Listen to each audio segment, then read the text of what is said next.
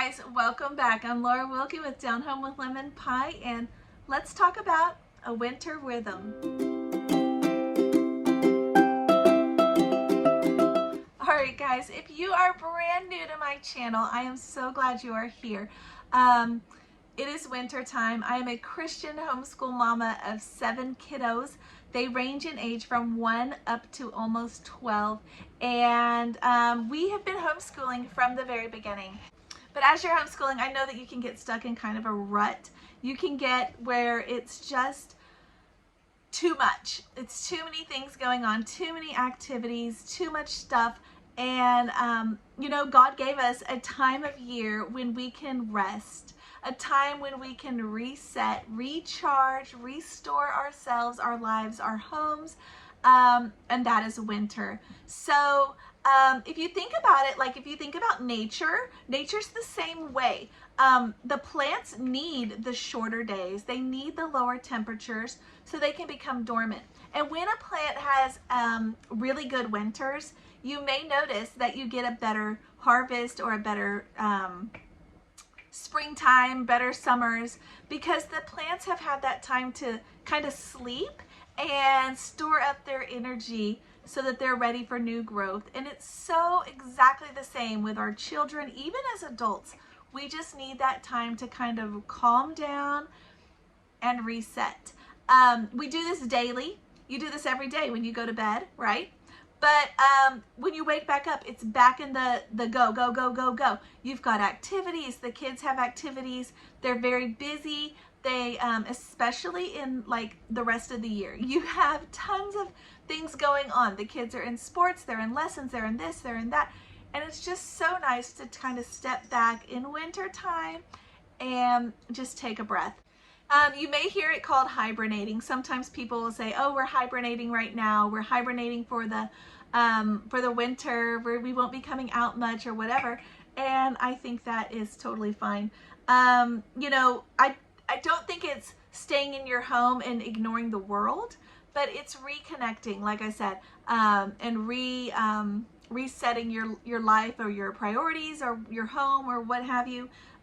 You know, you can still go outside and enjoy winter just as much as you can in other seasons. You just need to be, you know, dressed appropriately and do the appropriate activities. Obviously, you're not going to be wearing your shorts and swimsuit and going out in winter. And I think often that is the case, not that people are doing that, but that they don't have the proper clothes. We lived in Texas for years and years and years, my whole life. And that was kind of a struggle because you didn't have the proper clothes because you really didn't need them. So on the times when it was super cold, you just didn't have really what you should. But now we're in Idaho and it has not been as bad. Part of it I know is because the temperature is different. The way that you feel the temperature is different. The humidity is different. The wind is different. There's different things. But also in Texas, we would just wear like our socks and our blue jeans and our sweatshirt and maybe a coat and some cotton gloves and maybe a hat and go out and be, you know, cold, really. It would still be cold, but we'd go out and think we were warm and we were doing a good job. But, you know, in Sweden, they have a saying, there's no bad weather, just bad clothes. And from being in Idaho, we have learned that we're wearing double of everything. So we wear double socks. We wear a base layer is what they call it, but basically a warm set of leggings and long sleeve top with another set of clothes on top of that. Maybe a third set if that's what it takes, you know. We wear scarves more. We do more hats. But honestly, the cold weather is not as bad up here as it felt in Texas. I know we're still at the very beginning, but as we are starting this winter time, it's important to know that you don't need to just hibernate and stay in your house all day. You actually can enjoy it. So we are planning to do a lot of still the same things that we've done in the past. We're still going hiking. We're still playing outside. The kids are still outside for hours at a time. In this cold weather, they come in, they have a hot something hot noodles or hot toast or hot soup or hot drink or something to go with that. You may have heard recently about hygge. Here is how it's spelled, but it's pronounced hygge from what I understand. It's a Danish term. It's just talking about these cold, dark months when, you know, you have to kind of change your schedule some, right? The kids are, you kind of naturally flow into a new rhythm. Our breakfast is taking a little bit longer to get through. Our school lessons, we're doing the best we can. Getting through them is not a problem. But, you know, then our quiet time, I kind of started a little bit earlier so that it can end a little earlier. We get to get these kids outside because by 4 o'clock where we are, it is dark, like dark, like midnight dark. And they want to play, you know, so much. So you may find yourself reversing your day and doing more outside things in the morning. As we get further into winter, we may do that as well. And then doing, you know, the afternoon, using that more as your quieter time inside. Don't neglect going outside. You get so much from going outside still. Even in winter, you're still getting vitamin D. You're still connecting with nature. It's just so good. So what are we doing for this time? Obviously, the beginning of winter, we have the holidays. We have Christmas. We have New Year's. We have winter solstice, which you've never really noticed before in Texas, but now in Idaho, we're going to notice it because, like I said, it's so dark at 4 o'clock in the afternoon. So we are going to be appreciating when we get past that and celebrating that tiny little short day and then moving forward to those little bit longer days as it continues to move forward through the year. So what are we doing during the winter rhythm this time of year? What things? Okay. So we're going to be reading more. We already read a ton, right? We are constantly reading. If you're following me, you know we read all the time. But this is a good time for catching up. If you have gotten behind on things in your homeschool, especially things that maybe were regarding reading or audiobooks or things like that, this is a great time to get cozy with your family. This is a great time to put on a pot of tea, hot water, cocoa, whatever it is, and warm socks, blankets, couch, and just hang out and enjoy the company of your family. This is not the time to be in the hustle and bustle. I know that is what the world tells us, you know, get all your gifts, you got to go shopping, you got to do, you got to go.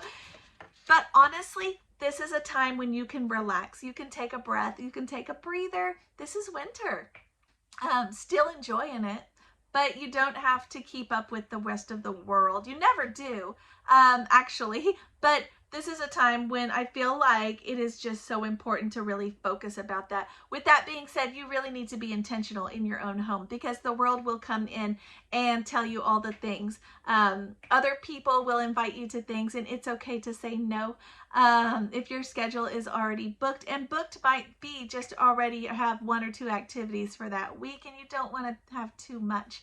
That is okay. You have that right. So I feel like sometimes we feel like we don't. We just have to say yes to everything because we want to give our kids the best of everything. And sometimes the best is staying home and being with your family and reconnecting, giving them that time to take warm bubble baths. There's snow falling off the trees. Giving them that time to take warm bubble baths, giving them that time to just relax when their bodies can grow, their brains can grow. So some ideas for things to do inside. While you're home in this cold weather, start a gratitude journal. I'm hoping this will continue to be something that the kids do on their own. But as we start, I think we'll do it as a family and just have everybody say one blessing, one thing from that day that happened. And maybe in the beginning, it'll be the obvious things like, oh, I had lunch. You know, I'm thankful for this. I'm thankful for my warm bed. But eventually, hopefully they will grow and it will be more specific things like, I am thankful my sister helped me pull out, you know, change the laundry or something like that. Or I'm thankful that I found this toy that I had lost today, or something really specific. But I think that getting in the habit of seeing the good and pointing it out will really make a huge difference in our children's lives. So we are going to start it too. If you want to start it with us, we are going to call it our Blessings Journal, and just take a minute, maybe at the end of each day, and write down one of the blessings from that day, probably per person. But in the future, as an adult, this would be really great to do with your own self. At maybe 3 blessings. I have a great friend of mine who does this. She takes every night, or as many nights as she can remember, and she writes down 3 wonderful things that happened that day. And they could be really minor, but 3 things that just stuck out as a good thing from her day. And she has a rule that 2 of them must be things that involve her husband. And I think that's a great way to build your marriage, and to not focus on bad things. Maybe you asked your husband for something and he forgot, and to not dwell on that all day, or he did something the wrong way or whatever, and vice versa. But maybe, you know, oh, he actually did this or whatever, just to focus on that. Because I think often, you know, the world tells us that the families need to be in constant arguing all the time, and that's just simply not true. So taking that and being intentional, like I said, you have to be intentional to fight back. So being intentional, this will really strengthen your marriage and your family. So another thing is hearty food. You may hear it called soul food in the South, comfort food. These wonderful dishes, they may be ones that are passed down, or ones that just always bring a smile to your face and a warmth in your body. It may be different for every family, but some of our favorites, chicken and dumplings. Stroganoff, my husband loves stroganoff, so he just absolutely loves it when we make that. Just some really good comfort foods. Apple cider, we love just enjoying a movie together as a family with apple cider, homemade apple cider. We do this. I will link the video below which walks you through how to do it in your own home. But just wonderful things that maybe will bring a warmth to your life and a smile to your face. Find a winter project. Have you heard about winter projects? You need a winter project. If you don't have a winter project, find a winter project. It can be one individually. It can be one as a family. Maybe you're working on something all together, or maybe a couple people are teaming up. So find a winter project, something to focus on. It really doesn't matter, as long as it's something that, you know, will take your creativity with it. Okay, so how are we going to play outside?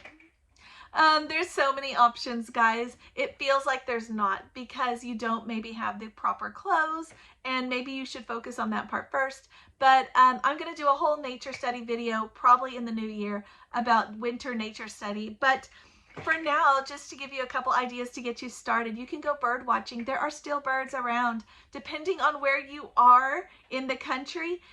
Depends on what might be around you. But we have seen chickadees, we have seen crows, we have seen hawks, we have seen woodpeckers, we have also seen cardinals, all of these in winter. So you can do some bird watching.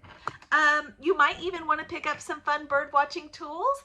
Binoculars, I talked about a really great set in my Christmas gift video. So if you are interested in that, you might want to look at some bird whistles, or even just learning the bird sounds. There's some great books out there. Here's one here that you can push the button and it tells you what the bird's sound is. So just some cool things for birding. For winter, snow play. If you have snow, we have snow now. So we haven't always had snow, but we do now. And so now we want to really get out there and enjoy it. We want to see what kinds of things we can do and build. Sledding, that's another one for winter. But if you don't have snow, guys, there's still so many fun things you can do. We did a lot of cool stuff when we still lived in Texas in winter. A lot of it was just watching different things and how they change, watching the trees and how they're changing in winter. We did a pond study where we went through and looked at the ponds at different times of the year. It's just really cool. So if you are where there's snow though, ice fishing, anybody? That might be one you want to take up. Skiing, of course. Sledding, I already mentioned that. Snowshoeing, that's another fun one. Just find a winter project that's outdoors, and I would find one for indoors too. Something that you can focus on and just really enjoy, like I said, with your family. Because it's not about, this time of year, it's just not about being overly busy. Card games, board games. I talked about a whole bunch of great ones in that same Christmas gift video. It is linked below if you need to find it. But, you know, having a puzzle out for your family. If you've got bigger kids, I don't, so that's not as easy for us. But taking time to enjoy the winter, not being upset when things don't get all done. Take your homeschool level and bring it down a notch. From the hustle and bustle, maybe you need to get rid of some activities. Maybe you need to pull out a couple subjects. We are pulling out some of our subjects for winter time, and we will revisit them again in the spring. Some of those are art. We like to do our art outside where we have a little bit more space and can enjoy it in the sunshine. So we are taking art out of our studies right now. We are taking out some other things too. Just take out a couple lessons if you need to, and then double focus on the others, or just simply make it a time of learning about home skills, home life, just living. You know, our children are not just going to grow up to be little robots who need to recite information. They're going to grow up and have families. They're going to need to provide. They're going to need to cook in their homes. They're going to need to have all of these wonderful skills that they can learn right now when it's a little quieter, when they don't have so many activities going on, and when things are just a little bit less intense. So I hope this was encouraging to you guys as we enter into this beautiful winter season. We are excited. Like I said, we've got some projects up our sleeves, our journal that we're going to be working through. It's just going to be a time that we need to make sure that you enjoy it, because you can get really depressed if you do not take time to enjoy each season. So thanks for watching, guys. If you need any of those links I mentioned, they are below. I will make sure I get them on there. Leave me a comment. Tell me about your favorite winter activity. I would love to know those, guys. And I will see you next time, definitely.